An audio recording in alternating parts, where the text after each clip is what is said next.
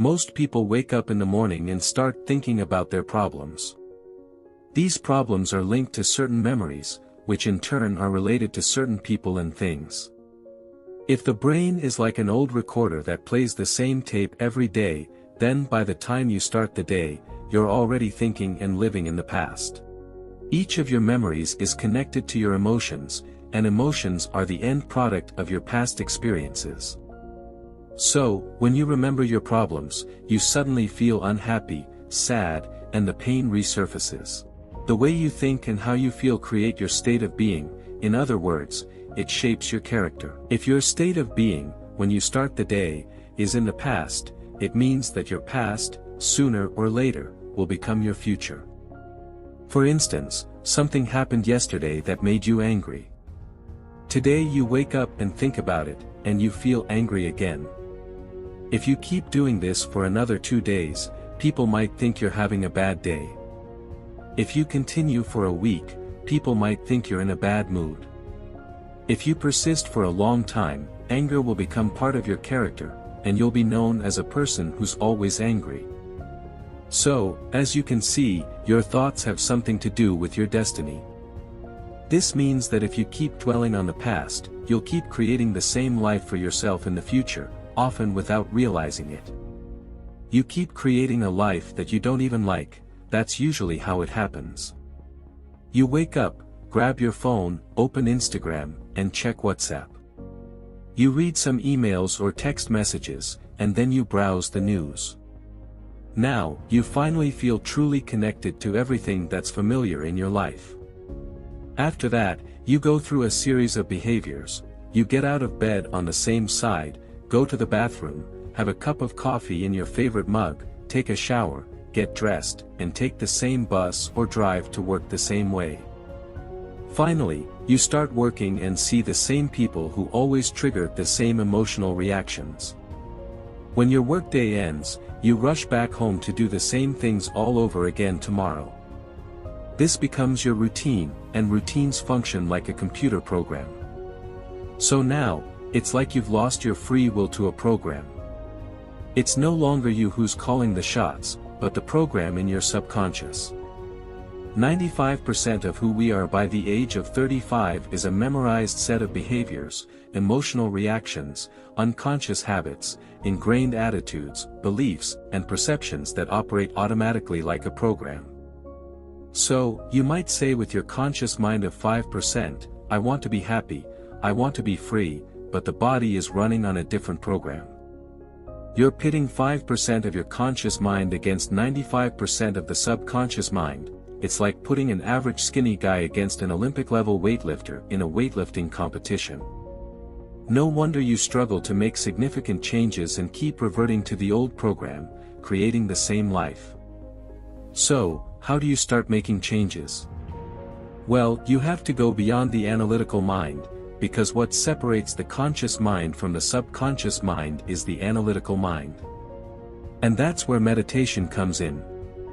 Through the practice of meditation, you can learn how to alter your brainwaves and slow them down.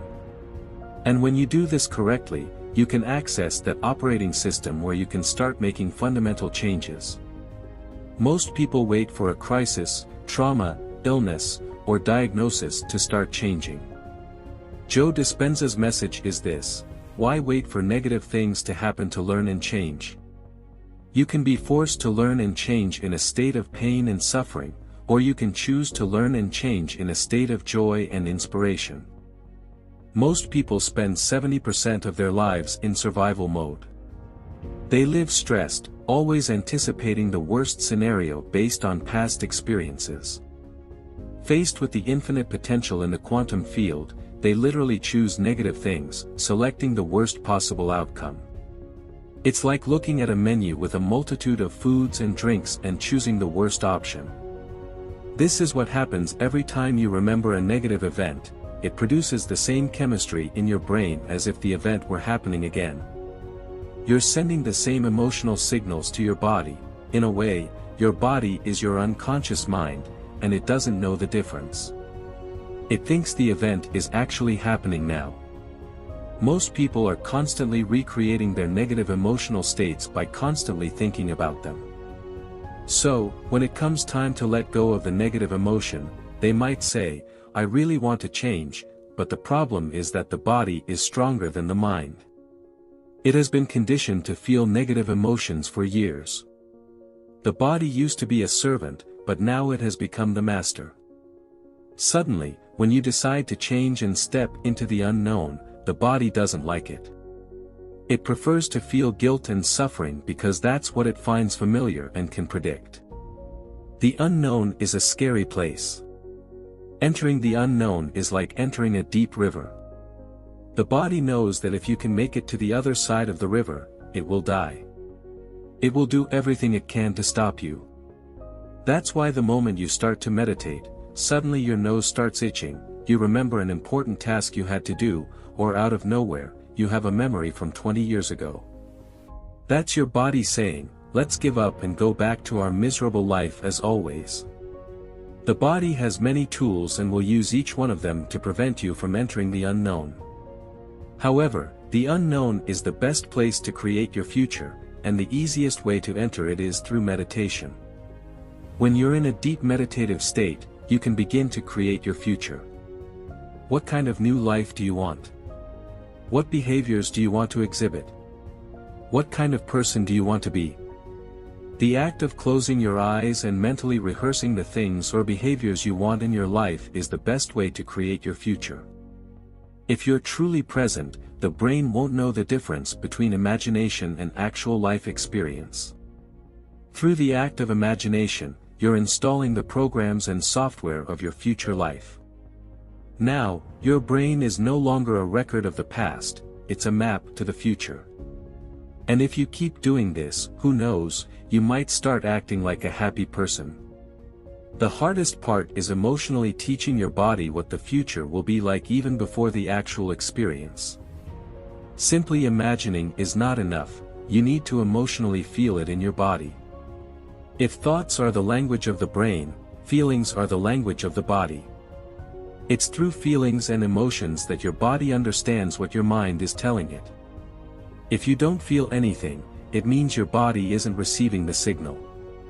It's like if the internet modem in your room is working, but you can't connect because you turned off your phone's Wi-Fi. The moment you start feeling the emotions of your thoughts, you connect to the internet, and now you can start downloading your future life. And you know what that means? It means you don't have to wait for success to feel successful. You don't have to wait for wealth to feel abundant. You don't have to wait for your new relationship to feel love. According to the quantum model of reality, the moment you start feeling abundant and worthy, you start walking toward your future now. This means you're becoming the creator of your future. You're no longer living as a victim and saying things like, "I'm like this because of this person or that experience." Unfortunately, today, many people are victims of their own negative past thoughts. Most people don't realize, but here's the problem with these thoughts: just because you have a thought doesn't mean it's true. I'll repeat, just because you have a thought doesn't mean you should act on it. On average, you think 60 to 70,000 thoughts a day. 90% of these thoughts are the same as the day before. If your thoughts have something to do with your destiny, then your life won't change much because the same thought leads to the same choices. The same choices lead to the same behavior, and the same behavior creates the same experience. The same experience produces the same emotion. That's why meditating is very important, so you can become more aware of how you think, how you act, and how you feel. The more aware you are, the less likely an unwanted thought will go unnoticed by your consciousness. The word meditation means familiarizing yourself. So, as you familiarize yourself with the thoughts, behaviors, and emotions of your old self, you no longer allow them to influence you. Instead, you begin to have new thoughts and conditionings. If you do this for long enough, this new emotional state will become familiar to you. Creating a new self is like creating a new garden. First, you have to get rid of the weeds and stones. Then, you need to remove last year's plants and prepare the soil. Only after that can you start planting. Meditation basically works the same way. You're preparing the garden, and it's not an easy job. Training your body to sit and meditate is like training a wild animal, a dog. You say, sit and wait here, but it runs away. So, you grab it and bring it back. But of course, it runs away again, and you grab it again and bring it back. The moment you start to meditate, your body says, hey, it's 8 o'clock, you usually read emails and get angry at this time, but here you are, sitting and doing nothing. You're not fulfilling what we've been doing for years, getting angry together at this moment, and now suddenly you're going to change like this? So, the body starts sending signals. The body is basically looking for that predictable chemical state and doesn't care that it's toxic. Every time you become aware of what your body is doing and bring your attention to the present moment, you're telling the body that it's no longer the master. Now, you are the mind, and now your will is becoming stronger than that previous subconscious program. If you keep doing this over and over, just like a trained dog, the body will sit and obey. The moment the body surrenders, there's a release of energy. You go from particle to wave, from matter to energy, and you free yourself from the chains of those emotions that keep you tied to the familiar past. If you do this for just 1 week, you'll already start to see differences in your life. You'll start to notice yourself and be more mindful of yourself more often and avoid going back to your old, unhappy self. Of course, you need to repeat the process long enough until the future reality becomes the present reality.